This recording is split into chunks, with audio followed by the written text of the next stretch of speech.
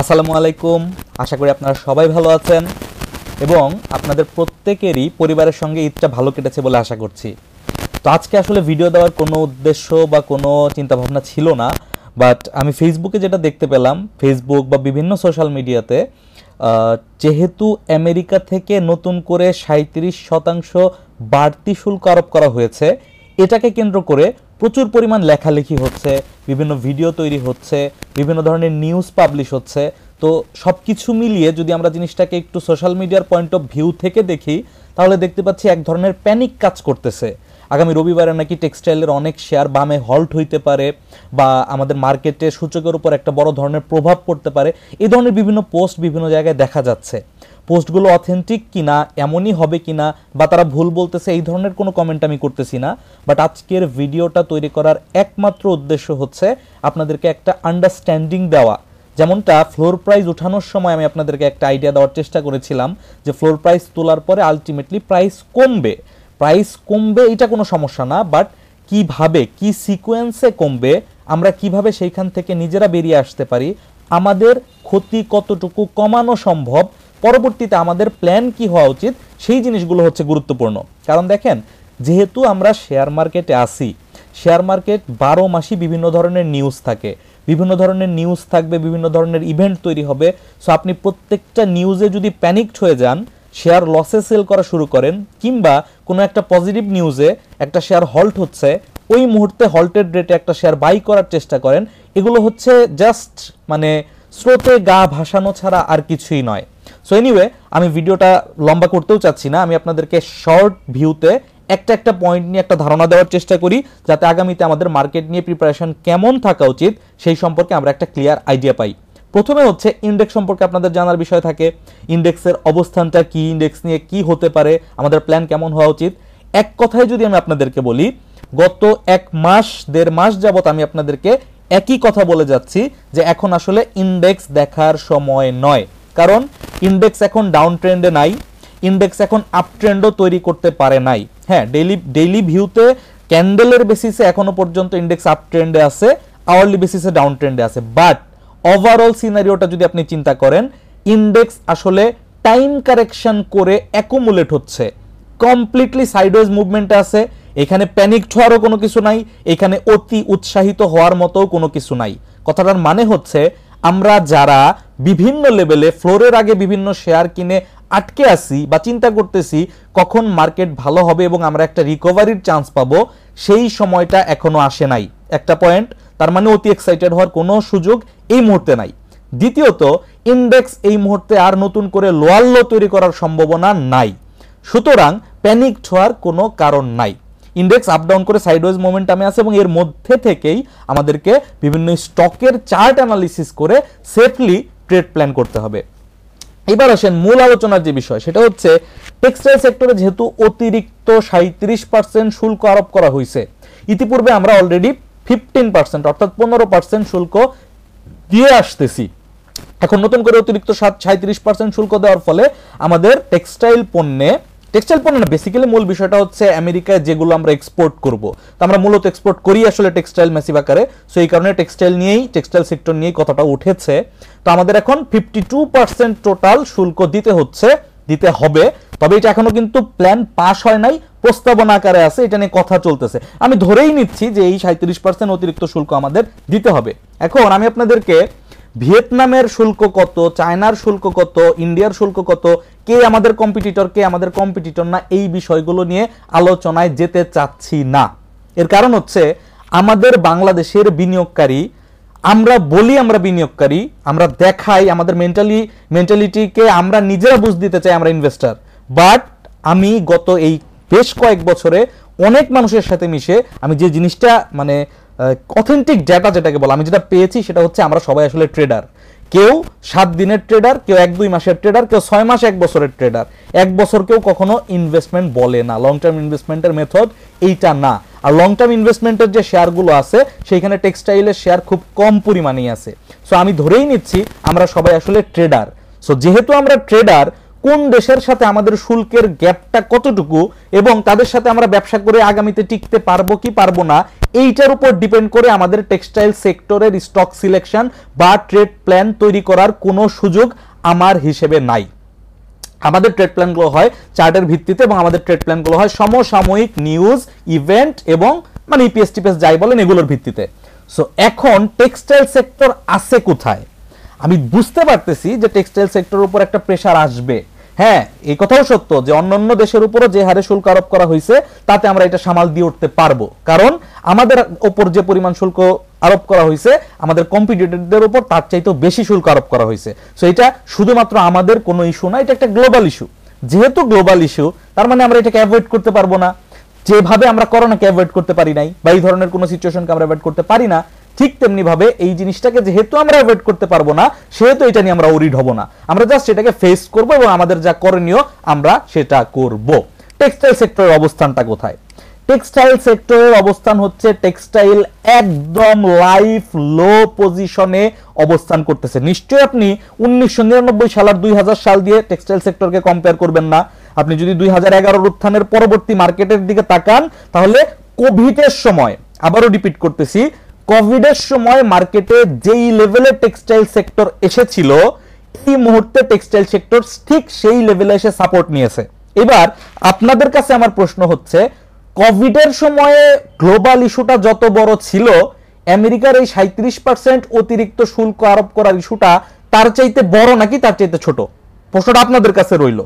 যদি আপনার অ্যান্সারটা এমন হয় যে না, কোভিডের ইস্যুটা ছিল আরো বড় এবং গ্লোবালি ইকোনমিক অবস্থান আরো বেশি ডিজাস্টার হয়েছিল ওই সময়টাতে, তাহলে আমি আপনাদেরকে বলবো তাহলে আপনি প্যানিকড হচ্ছেন কেন?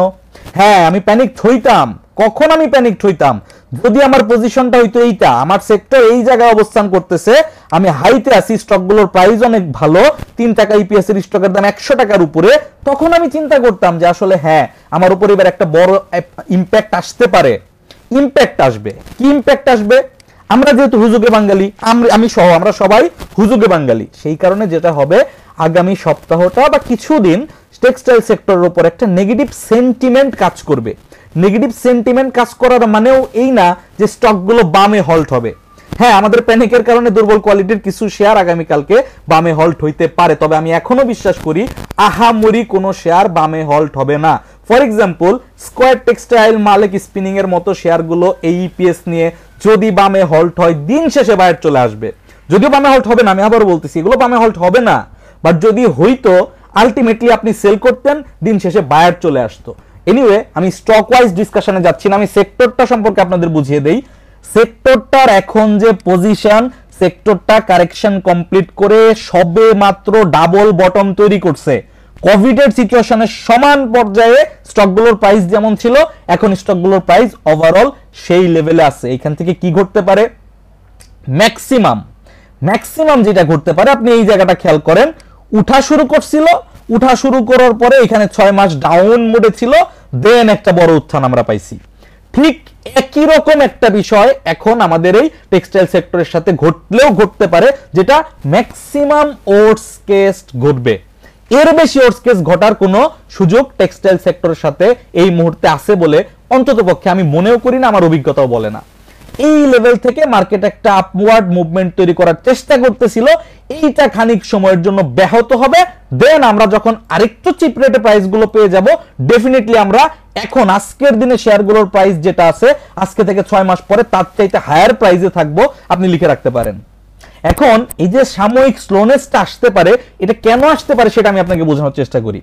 কেন আসতে পারে এইটা এই না যে কালকে থেকে আপনি শেয়ার সেল করা শুরু করবেন, স্টকের প্রাইস কমে যাবে, এই কারণে আসলে এটা মানে নিচে আসতে পারে বা স্লো হইতে পারে। ব্যাপারটা হচ্ছে যেহেতু এই নিউজটা মার্কেটে চলে আসছে, ধরেন আমার টার্গেট ছিল আমি আগামী সপ্তাহে টেক্সটাইলের একটা শেয়ার সিলেক্ট করছি ট্রেডিং করার জন্য, 2-3 মাসের ট্রেডিং করার জন্য, বাট এখন এই নিউজটাকে সামনে রেখে আপনি কিন্তু একটু ওয়েট করতে চাইবো, একটু বোঝার চেষ্টা করতে চাইবো, একটু দেখতে চাইবো যে আগামী সপ্তাহগুলোতে টেক্সটাইল সেক্টরের সাথে বিহেভটা কেমন হয়, তাই না? এটা আপনি আপনার নিজেকে প্রশ্ন করেন, আমার কথা বাদ দেন কে কি বলতেছে আমি কি বলতেছি, it doesn't matter. Actually matter is আপনি কি মনে করেন সেই অনুযায়ী কিন্তু আপনি রিয়্যাক্ট করবেন।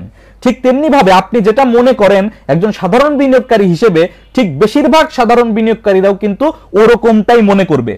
এই কারণে মূলত একটা স্লোনেস আসতে পারে যে কিছুদিন আমরা টেক্সটাইল সেক্টরের অবস্থাটা কি হয় সেটা একটু অবজার্ভ করি। এই জন্য হয়তো বা টেক্সটাইল সেক্টরে নতুন করে ডিমান্ড আসার যে ব্যাপারটা থাকে, এই যে উত্থানটা আসতেছিল আস্তে আস্তে, এই উত্থানটা কন্টিনিউ হওয়ার যে পথ, সেই কন্টিনিউ হওয়ার পথটাতে সামান্য একটু বাধা প্রাপ্ত হইতে পারে। সো এইটাই হচ্ছে টেক্সটাইল সেক্টর সম্পর্কে আমার আপাতত প্রেডিকশন। এবং এই বাধার ফলে কোন একটা শেয়ারের প্রাইস যদি বর্তমানে 25 টাকায় থেকে থাকে, সেই শেয়ারটার প্রাইস 20 টাকাতেও যাবে না। সেই শেয়ারটার প্রাইস 25 টাকা থেকে 22 টাকা 23 টাকা পর্যন্ত নামতে পারে, ম্যাক্সিমাম 22 টাকা 23 টাকা পর্যন্ত নামতে পারে। পাশাপাশি আবার আমাদের সেক্টরের ম্যাক্সিমাম শেয়ারের ইপিএস হচ্ছে নেগেটিভ। তাহলে যেই শেয়ারের ইপিএস নেগেটিভ তবুও দাম বাড়ে বিধায় আপনি ট্রেড করেন, তাইলে আপনি কেন চিন্তা করতেছেন শুল্ক আরোপ করলে ওর কি হবে? আপনি তো খোঁজই রাখেন না ওর কোম্পানি খোলা আছে না বন্ধ আছে। আপনি ডিমান্ড সাপ্লাই দেখে, ট্রেন্ড দেখে, চার্টের ভিত্তিতে ট্রেড করতেছেন। তাহলে এই ক্ষেত্রে ইভেন্ট তৈরি হলে, নিউজ তৈরি হলে সাময়িক একটা ডিমান্ড কমবে, দ্যাটস ট্রু। বাট এইখানে আপনার ভয় পাওয়ার তো কিছু নাই যে আগামী কোয়ার্টার ইপিএস কেমন আসবে। আর এটা একটা লং টার্ম প্রসেস। ইপিএস এ যদি ইম্প্যাক্ট আসে, সেটা global textile sector EPS impact আসবে, শুধুমাত্র বাংলাদেশে না। এবং সেটা আসতে ডেফিনেটলি অনেক সময় লাগবে, এবং ততদিনের মধ্যে আমরা জিনিসটাকে আস্তে আস্তে অ্যাবজর্ব করে ফেলবো। শেয়ার মার্কেটে 50 লাখ টাকার উপরে প্রফিট করতে পারলে ট্যাক্স দিতে হবে, আমরা অ্যাবজর্ব করি নাই। ফ্লোর প্রাইস উঠলো, প্রাইস কমলো, আমরা কি ফ্লোর প্রাইস উঠানোর ধাক্কা অ্যাবজর্ব করি নাই? এইটা সেই তুলনায় কিছুই না। সুতরাং ভেড়ার পালের সাথে মিশে গতানুগতিক ধারায় চলে অযথা লসে শেয়ার সেল করবেন না। আমি কাদেরকে বলছি কথাটা বলা হচ্ছে তাদেরকে যাদের টেক্সটাইল সেক্টরের শেয়ার আগের থেকে ইনভেস্টমেন্ট করা আছে, আর একটু হাই রেটে কেনা আছে, অলরেডি কিছুটা লসে আছেন, এখন আপনি ভয়ে সিদ্ধান্ত নিয়েছেন এই সপ্তাহে আপনি যা দাম পান লসে সেল করে দিবেন। তাদের প্রতি আমার পরামর্শ, জাস্ট পরামর্শ, সিদ্ধান্ত অবশ্যই আপনাকে হয়তোবা মাসখানেক সময় ডিলে করতে হবে, একটু সময় দিতে হবে ডিমান্ডটা ফিরে আসার জন্য। ডিমান্ডটা কখন ফিরে আসবে? শুল্ক তুলে নিলে ফিরে আসবে? Not necessary. যখন এই 25 টাকার স্টকের প্রাইস 22 থেকে 23 টাকার রেঞ্জে ঢুকবে, অটোমেটিক্যালি ডিমান্ড চলে আসবে। কারণ সে দেখবে যে একটা সিঙ্গেল ইস্যুর কারণে আমি কম্পারেটিভলি 10% কমে শেয়ারটা কিনতে পারতেছি।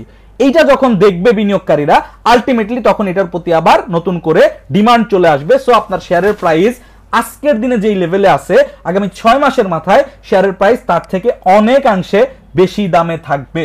মার্কেট মোমেন্টামের সাথে সাথে অটোমেটিক বাড়বে।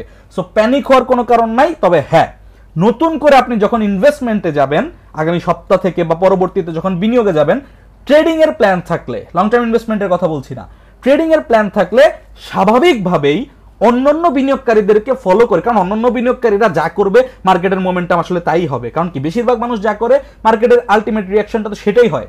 সো স্বাভাবিকভাবে আমরা কিছুদিন নতুন শেয়ার সিলেকশনের ক্ষেত্রে টেক্সটাইলের দিকে একটু লক্ষ্য রাখবো, যে একটু দেখে শুনে, একটু বুঝে শুনে কিনি।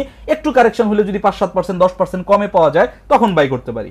বাট যাদের ডেটা ভালো, যারা অনেক ভালো ইপিএস দেওয়ার পর এখনো বাড়তে পারে না, স্কোয়ার টেক্সটাইল আছে, মালেক আছে, অ্যাপেক্স স্পিনিং আছে, অনেক শেয়ার আছে যেগুলো ভালো ইপিএস দেওয়ার পরেও এখনো প্রাইস বাড়তে পারে নাই, একই লেভেলে কারেকশন হইতেছে। কি হইতে পারে?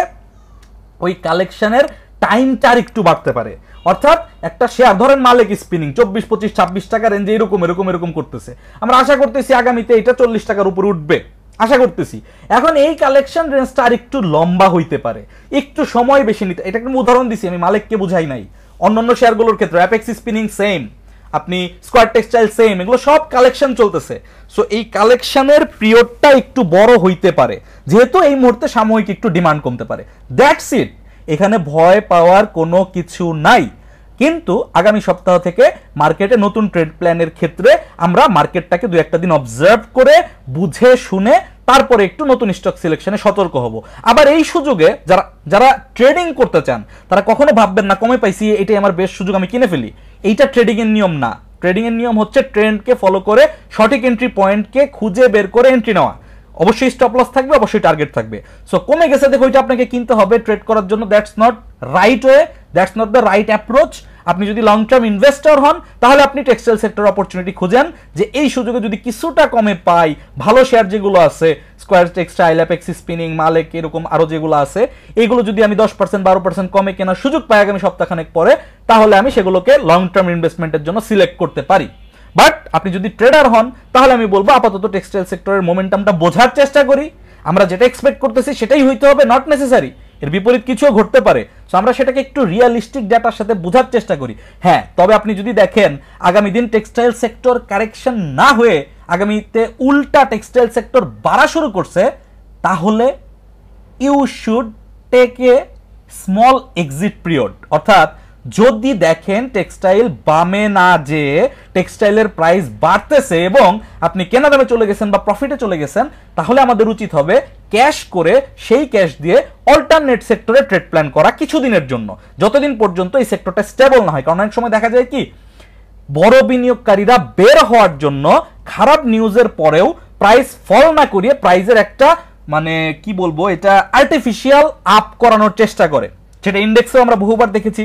সো এই ধরনের আর্টিফিশিয়াল আপ আমরা যদি টেক্সটাইল সেক্টরে কালকে থেকে আপ দেখতে পাই, তাহলে কনফার্ম আপনাকে বুঝতে হবে এটা একটা ম্যানুপুলেশন। কোনো রিজন নাই যে এই নিউজের পরে এখন হঠাৎ করে টেক্সটাইল সেক্টর বাড়া শুরু করবে। সো যদি বাড়া শুরু করে, সেইটা আমাদের এক্সিট করার সুযোগ সাময়িক সময়ের জন্য। আর যদি সেরকম কিছু নাও হয়, যদি একটু কারেকশন আপনাকে ফেস করতে হয় এবং আপনি যদি একটু সময় দিতে পারেন, তাহলে এখানে প্যারা খাওয়ার কোনো কিছু নাই। এই হচ্ছে আমার অবজারভেশন, এটাই আমি বুঝতেছি। আমি মোটেও ওরিড না, আমি টেক্সটাইল সেক্টর নিয়েও চিন্তিত না। টেক্সটাইল সেক্টর যে লেভেল আছে এখানে আমি চিন্তা করার কিছুই দেখতেছি না। হ্যাঁ, এটা দেখতেছি যে এইটার আপওয়ার্ড মোমেন্টাম যেটা এক্সপেক্ট করতেছিলাম সেটা একটু লম্বা সময় পরে আসবে, একটু সময় নিবে, একটু সেটেল ডাউন হইতে হবে। ট্রাম্প মহাশয় কি তার সিদ্ধান্ত থেকে ঘুরে দাঁড়ায় কিনা, আমরা নেগোসিয়েশন করতে পারি কিনা, শেষ পর্যন্ত কি নেগোসিয়েশনের ডিল আসে। আবার দেখেন হঠাৎ করে একটু কমলো, 5% কমলো, এর মাঝখানে নিউজ আসলো নেগোসিয়েশন করে কিছুটা শুল্ক কমানো গেছে, ধাপ ধাপ করে এখান থেকে আপনি আপ ট্রেন্ড দেখতে পাবেন। সো অপরচুনিটিও আছে, ভয় পাওয়ার কোনো কিছুই নাই। এই হচ্ছে আমার বক্তব্য। আমি চাই না আপনারা প্যানিক হন, স্বাভাবিকভাবে ঠান্ডা মাথায় স্টক প্ল্যান করেন, ট্রেড প্ল্যান করেন, নিয়ম অনুযায়ী ট্রেড করেন। আর আগামীকালকে থেকে আমাদের এপ্রিল মাসের গ্রুপটা চালু হচ্ছে। আগামীকালকে থেকে আমরা নতুন ট্রেড প্ল্যানে ট্রেড করব, নতুন স্টক সিলেকশন করব। কারো যদি আমাদের সাথে ট্রেড করার ইচ্ছা থাকে, তাহলে এই হোয়াটসঅ্যাপ নাম্বারটাতে টেক্সট করতে পারেন, কল না, এই হোয়াটসঅ্যাপ নাম্বারটাতে মেসেজ করতে পারেন যদি আপনার আগ্রহ থাকে। এবং ওই গ্রুপটাতে আমরা শুধুমাত্র টেকনিক্যাল চার্টের ভিত্তিতে টেকনিক্যাল অ্যানালিসিস মেনে entry point, stop loss point এবং টার্গেট পয়েন্ট খুঁজে বের করার চেষ্টা করি, সেই অনুযায়ী ট্রেড প্র্যাকটিস করি। দ্যাটস ইট, এর বাইরে কিছুই নাই। যদি আপনার আগ্রহ থাকে জয়েন করতে পারেন। দেখা হচ্ছে আগামী ভিডিওতে, সে পর্যন্ত সবাই ভালো থাকবেন, সুস্থ থাকবেন। আগামী একটা সপ্তাহ মার্কেটটাকে একটু অবজার্ভ করি, অবজার্ভ করার পর আপনাদের জন্য পাবলিক ওয়াচ লিস্ট শেয়ার করবো। এই মুহূর্তে আমার কাছে ওয়াচ লিস্ট আছে, বাট পরিমাণে স্টকের সংখ্যা খুব কম। আমি খুব কম সংখ্যক স্টক খুঁজে পেয়েছি যেগুলো আগামী 2-3 দিনের মধ্যে বাই করার যোগ্য। সো ওগুলো পাবলিকলি দিয়ে আমি সেগুলো ট্রেন্ড নষ্ট করতে চাচ্ছি না। আপাতত এই সপ্তাহটা আপনারা যারা কোনোভাবেই বুঝতেছেন না বা চার্ট অ্যানালিসিস করতে পারেন না, একটু মার্কেটটাকে অবজার্ভ করে কয়েকটা দিন পর থেকে আপনার ট্রেডিং প্ল্যান করতে পারেন। আর যদি আপনি আমার মানে অ্যানালিসিসের হেল্প নিতে চান, তাহলে এই নাম্বারে মেসেজ করতে পারেন। ভালো থাকবেন, সুস্থ থাকবেন, আল্লাহ হাফেজ, আসসালামু আলাইকুম।